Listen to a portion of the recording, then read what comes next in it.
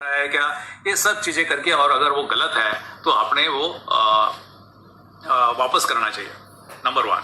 तो जो पेशेंट का हेल्थ है उसकी जिम्मेवारी आप एक डॉक्टर के ऊपर थोड़ी सी एक नियंत्रण रखने के लिए, कंट्रोल रखने के लिए, अगर डॉक्टर कुछ गलतियां कर रहे हैं तो आप बताने के लिए आपकी जिम्मेवारी है। मुझे लगता है कि ये जिम्मेवारी आप 30-40 साल भूल गए, और फिर वहाँ तो आपको नियुक्ति नहीं दी गई थी, और उसके तरफ जो प्रशासन है, गवर्नमेंट है, उसने भी दखल अंदाजी नहीं किया, उसको दखल अंदाज कर दिया।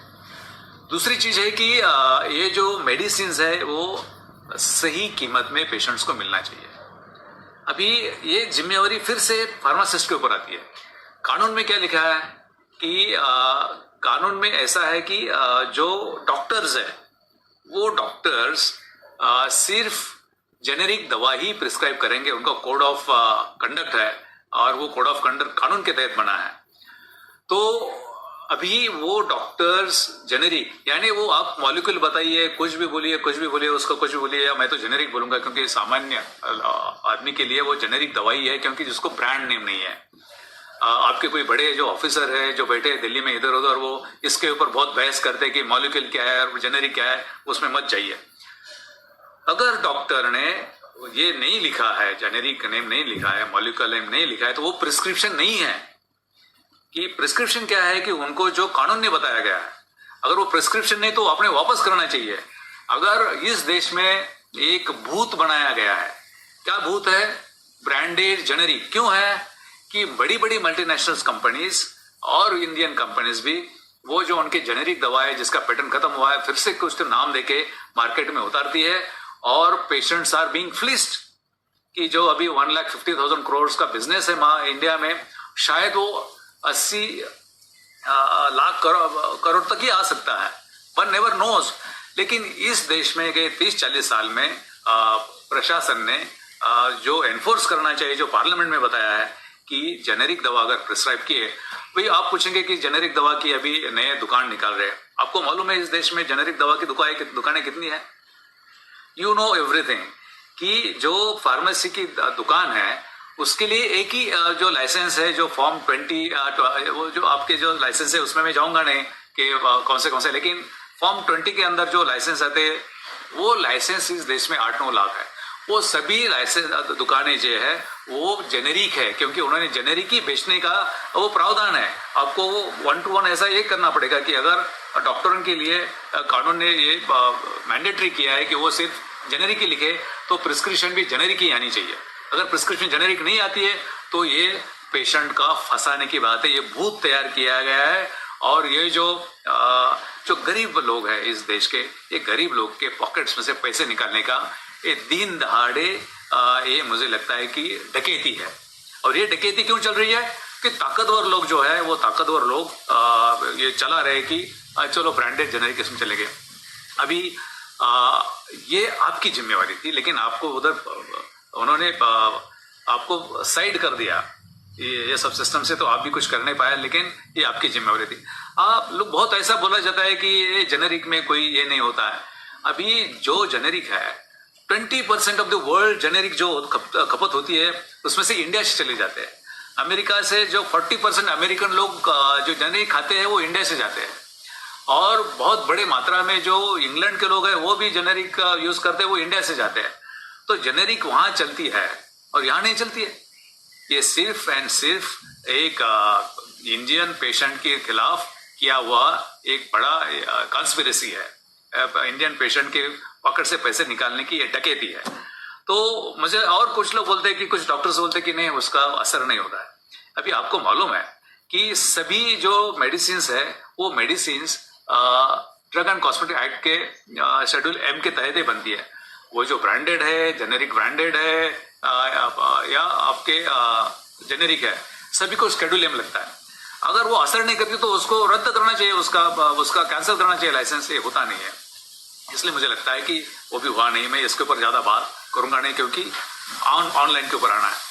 तो ये जो बैकग्राउंड है, तो बैकग्राउंड क्या है कि फार्मासिस्ट की जरूरत नहीं है शॉप में, ऐसा करके एक कल्चर बना 30-40 साल में, और ये कल्चर बना तो अभी इनफैक्ट आपके जो कुछ संगठन है, इसके ट्रेड के संगठन हैं, उन्होंने गवर्नमेंट ऑफ इंडिया को लेटर दिया है कि फार्मासिस्ट की कोई जरूरत नहीं है।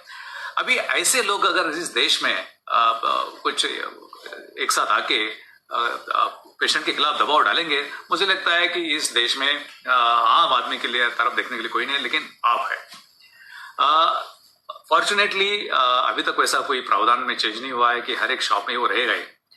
अगर इस देश का कल्चर होता था कि हर एक शॉप में वो जो फार्मासिस्ट है वो काउंसलिंग करता ही था, तो मुझे लगता है कि कोई ऑनलाइन में जाएगा नहीं, क्योंकि सामने सामने एक दूसरे की पहचान होती है कि नेबरहुड में जो आपके पास दवा खरीदने के लिए जो खुद पेशेंट्स आते हैं, उनके जो रिलेटिव्स आते हैं, उनको आप खड़ा कर सकते थे as per the provision of law, उनको बताते थे, उनको आपकी इम्पोर्टेंस समझती थी और फिर ऑनलाइन की तरफ जाता नहीं था।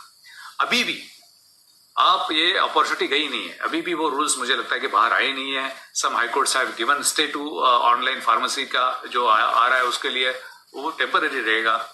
लेकिन अगर आपको आपका प्रोफेशन बचाना है तो नंबर 1 कि आपने पूरे देश में जो 8-9 लाख के शॉप है उसमें फार्मासिस्ट होना ही है, इसकी मूवमेंट करनी पड़ेगी। आप बोलेंगे कि नहीं लगाते, मैं देखता हूँ व्हाट्सएप के ऊपर या फेसबुक के ऊपर कि आना चाहिए।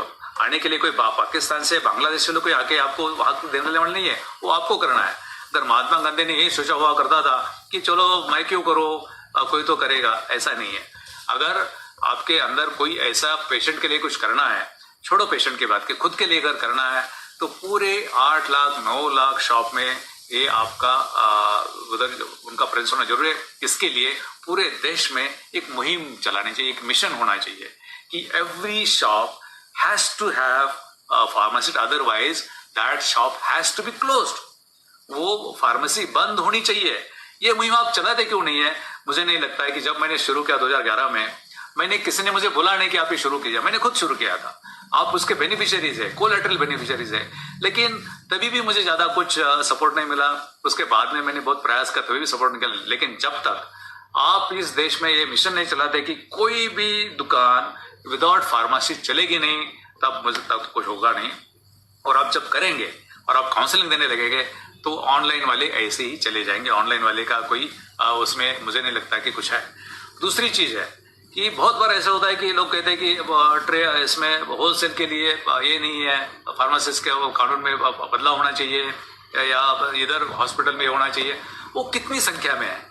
अगर 9 लाख फार्मासिस्ट में इतना बड़ा है तो 9 लाख फार्मासिस्ट के पोस्ट उधर आपको होना चाहिए। और ये जो बिजनेस है 1,50,000 करोड़ की खपत है इस देश में, और आपका 16% मार्जिन रखा है रिटेल में, तो हर एक फार्मासिस्ट अगर 8 लाख आपने दुकानें पकड़ी तो 3 लाख का आपको profit every year minimum average आएगा। तो इससे ज्यादा बड़ा अच्छा प्रोफेशन इस देश में क्या हो सकता है? और ये जो 8 लाख फार्मासिस्ट है उनके जो फैमिली मेंबर्स है वो सब पकड़ के 50-60 लोगों के डिपेंडेंट अगर ये सब इसके ऊपर होता है तो मुझे लगता है कि एक इकोनॉमी के लिए भी अच्छा है, पेशेंट के लिए अच्छा है, और सबसे अच्छा है कि ये जो नए स्टूडेंट्स आ रहे हैं उनके लिए भी अच्छा है। जब ऑनलाइन का फार्मेसी का दौर चला, शुरुआत चली, तो इसमें ज्यादा से ज्यादा अफेक्टेड कौन होने थे? अभी के तो फार्मेसिस्ट होंगे ही, लेकिन जो मार्केट में अभी आने वाले हैं, जो कॉलेजेस में है, वो उनको तो कुछ उनका जो फ्यूचर है वो डार्क है। कॉलेज में इसके बारे में एक स्टूडेंट में भी कुछ बोला नहीं है। आजकल के स्टूडेंट को हुआ क्या है? मुझे लगता है कि उन्होंने भी मुहिम चलानी चाहिए थी कि इस देश में ऑनलाइन नहीं आना चाहिए, क्योंकि वो पेशेंट के लिए भी खतरा है। और हमारा क्या, फिर कॉलेजेस क्यों चला रही है? आपका जो फार्मेसी काउंसिल ऑफ इंडिया है वो क्या कर रहा है? वो छोड़ दो, उनके बारे में तो मैं बोलना छोड़ ही दिया हूँ। वो क्या करते क्या नहीं करते वो इसका है। लेकिन जो फार्मेसी कॉलेज के स्टूडेंट्स बाहर आएंगे और जब ऑनलाइन आएगा तो पूरे के पूरे ये लोग अनएम्प्लॉयड रहेंगे। तो मुझे लगता है कि आप जो अभी मार्केट में है, आप जिनको कुछ थोड़े से लीडरशिप कर रहे हैं, आपने ये सब बात फैलनी चाहिए कि ऑनलाइन फार्मेसी के लिए ये आगे वाले, मुझे लगता है कि आगे तो कोई कॉलेज भी चलेगा नहीं। कौन कौन कॉलेज करेगा ऑनलाइन में आ गया तो? आखिरी बार मैं आपको ये बोल रहा हूँ कि अभी मैंने पहले भी बोला था कि 4th इंडस्ट्रियल रिवोल्यूशन आ रहा है, और कुछ रिपोर्ट्स के मुताबिक आज के जो जॉब्स है उसमें से 65% जॉब्स वैनिश होने वाला है आगे 10-15 साल में। फार्मेसी के जॉब भी उसके ऊपर रेड फ्लैग में आ जाएंगे। अगर जॉब चले जाते हैं तो मुझे लगता है कि ये देश के लिए, पेशेंट तो छोड़ो, आप भी छोड़ो, लेकिन देश के लिए खतरा है कि जो बढ़ने वाली आबादी है उसके लिए जॉब्स रहना चाहिए। अभी ये जो समझो ठीक है, पेशेंट का कुछ भी छोड़ दो, कुछ भी छोड़ दो, लेकिन ये जो 8 लाख फार्मेसीज है या दुकानें हैं, अगर ऑनलाइन आ गई तो क्या होगा? एक चीज है कि ये जो 1,50,000 का बिजनेस है, कुछ गिने चुने लोग ही इकट्ठा करेंगे, जैसे कि अमेजॉन है, ये बड़े बड़े लोग हैं, इनकी भूख बहुत बड़ी है, उनको खाने के लिए बहुत लगता है, वो बेचारों के क्या करेंगे? हमारे जो 8 लाख भाई बहनें हैं शॉप ओनर्स, उनको क्या कैसा भी गुजारा करेंगे, लेकिन ये बेचारे भूखे मरते हैं, जैसे कि अमेजॉन वाले होते हैं। तो वो ऐसे लोगों के पास ये सब प्रॉफिट चला जाएगा, जो आजकल वो प्रॉफिट ये सब इसमें डिस्ट्रीब्यूट होता है 8 लाख दुकानों में। तो मुझे लगता है कि देश की इकोनॉमी के लिए, देश के एम्प्लॉयमेंट के लिए ये भी एक खतरा है। तो इसकी वजह से इसके लिए भी ऑनलाइन नहीं होना चाहिए। लेकिन ये कहाँ से शुरू होना है? हर एक कॉलेज से, हर एक फार्मासिस्ट ने इन्होंने मुहिम चलानी है कि हमारे लिए नहीं, कम से कम देश के अनएम्प्लॉयमेंट के लिए, कम से कम देश के पेशेंट्स के लिए ये ऑनलाइन बंद करना चाहिए। मुझे नहीं लगता है कि कोई ऐसा कुछ हो रहा है। और आज से, नॉट फ्रॉम टुमारो, टुडे, आप हर एक पेशेंट जो आएगा उसको रुकवाइए, बोलने का रुकिए, आप ये जो दवा दी है वो दवा सही है नहीं है, आप उसको बताइए, आपका इंपॉर्टेंस उनको दे दीजिए। आप सिर्फ आजकल क्या करते हैं कि कोई आता है प्रिस्क्रिप्शन लेके, वो बिजनेस होता है, उसमें काउंसलिंग ऑलमोस्ट जीरो है। कुछ लोग करते होंगे, आई एम नॉट सेइंग कि 100%, लेकिन बहुत ये यानी बहुत छोटा रहेगा ऐसा। तो आज से देश में पूरा ये होना चाहिए कि हम किसी भी पेशेंट को बिना काउंसलिंग के लिए छोड़ेंगे नहीं। तो ये जो चीजें हैं, मुझे लगता है कि अगर किया तो ऑनलाइन का जो फार्मेसी आ रही है, वो उसका खतरा जो है देश के लिए है, पेशेंट के लिए है, और आप लोगों के लिए, और आने वाले जो स्टूडेंट्स है मार्केट में, उनके लिए वो खतरा कहीं ना कहीं कम होते जाएगा। अन्यथा मुझे लगता है कि future is very bleak and I am very concern about this. तो इसलिए मैंने आज रोहित गुप्ता और मोहेकर, इन दोनों के कहने से आपसे वार्तालाप किया हूँ। इसमें से जो अलग अलग चीजें हैं हर एक के, उसके ऊपर मैं डिटेल में बात कर सकता हूँ, लेकिन आज सिंस पहला दिन है तो मुझे लगता है कि इतना काफी है ओवरऑल। लेकिन एक चीज आप ध्यान में रखिए कि जब तक आप सामने नहीं आते हैं, मैं झगड़े से का कोई फायदा नहीं है।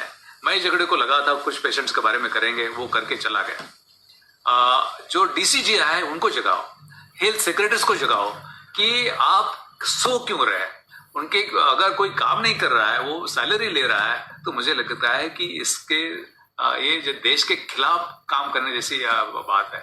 तो डीसीजी आपको एक मैं बताता हूँ कि एक चीज कि मैं एक फार्मास्यूटिकल कंपनी का बैंड जो मेडिसिन ड्रग था उसके ऊपर कार्रवाई किया एक कंपनी के खिलाफ कि वो बैंड ड्रग मार्केट में पुश कर रहे थे। तो वो उनके खिलाफ मैं एफआईआर करने जा रहा था।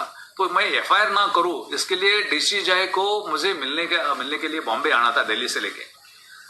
एक कंपनी का जो इतना वो प्रोटेक्शन कर रहे हैं, लेकिन 30-40 साल ये पूरे देश के 135 करोड़ के जो पेशेंट्स हैं उनके तरफ ध्यान देने के लिए उनके पास टाइम नहीं है। टाइम है अभी। आप ये मैं बोलने की जरूरत नहीं है कि फार्मासिस्ट क्यों नहीं रखा जाता है। फार्मासिस्ट को सैलरी देनी पड़ती है। अगर फार्मासिस्ट को सैलरी देनी है तो फिर पैसा ज्यादा जाता है, प्रॉफिट में कम आती है। अगर प्रॉफिट कम होता है तो फिर उसमें रेगुलेटर क्यों काम नहीं करते, ड्रग इंस्पेक्टर उसके खिलाफ कार्रवाई क्यों नहीं करते। सिंपल है, आपको मालूम है कि इसको फार्मासिस्ट को सैलरी देने से कुछ इनको ही समझा जा सकता है ड्रग इंस्पेक्टर को। तो मुझे लगता है कि ये भी सिस्टम आपको देखना पड़ेगा कि रेगुलेटर के सिस्टम भी इस देश में फेल्यूर गई है। और ये फेल्ड सिस्टम जो है ये सिर्फ आपके लिए ही नहीं है, ये पेशेंट के लिए है। मैं सिर्फ ऑनलाइन के बारे में एक बात बताऊंगा, ये ऑनलाइन नया नहीं है। 2008-9 में अमेरिका में एक लड़का था 19 साल का, रायन हाइट नाम का लड़का था। उसने ऑनलाइन से दवाई मंगाई है, ओवरडोज हो गया और मर गया। अमेरिका में यूएसए ने उसके ऊपर रायन हाइट एक्ट लाया और ऑनलाइन फार्मेसिस्ट के ऊपर रेगुलेशन आए, स्ट्रिंजेंट रेगुलेशन लाया। ये बात पूरी दुनिया में चली है कि ये ऐसा ऑनलाइन में बहुत बड़ा गफला होता है और इसमें से बहुत प्रॉब्लम्स होते हैं। इसलिए इंटरपोल हर साल मई जून में एक ऑपरेशन पेंजिया चला किया है। तो ये बहुत पहले है, हमारे पहले ही ऑनलाइन के पहले। तो ऑनलाइन के जो प्रॉब्लम्स है वो प्रॉब्लम्स आप समझिए और आप लोगों को समझाइए कि ऑनलाइन के उनके लिए कितना खतरा है। जब तक ये नहीं होता है मुझे लगता है कि ये सब चीजें ऐसे ही रहेंगी। आप मुझे ऐसे ही फेसबुक लाइव पे बुलाएंगे और सुनेंगे और कल चलो ठीक है यार हम क्यों देखें, तो देखना तो आपको है। महात्मा गांधी बार बार आते नहीं है, आप में से ही किसी को तो महात्मा गांधी होना पड़ेगा। अब वो देवेन भारती या मोहिकर या गुप्ता, अभी देवेन भारती कहाँ है, मुझे नॉट देवेन भारती है, अपना भारती जी है, विनय भारती, वो कहाँ गए मुझे मालूम नहीं है। वो भी ठीक चलाते थे, लेकिन आजकल मुझे लगता है कि आपकी जो लीडरशिप है नेशनल लीडरशिप होनी चाहिए। मैं आपको हर एक चीज के लिए साथ देने के लिए तैयार हूँ और वो सिर्फ पेशेंट्स के लिए। मुझे लगता है कि मेरे उसमें एक ये है, मेरा स्वार्थ है उसमें। अगर आपको काम मिला, आप अच्छे हो गए, तो मेरा स्वार्थ है कि मेरे पेशेंट्स भी अच्छे हो जाएंगे और इसके लिए मैं आपका साथ देने के लिए और किसी भी हद तक देने के लिए तैयार हूँ। मुझे लगता है कि मैं इतना ही आपसे बात करूंगा। जो डिटेल टेक्निकल सेशंस है, अगर आप आगे सुनना चाहेंगे तो फिर आधे घंटे के टेक्निकल सेशन हम करते रहेंगे। आपका धन्यवाद।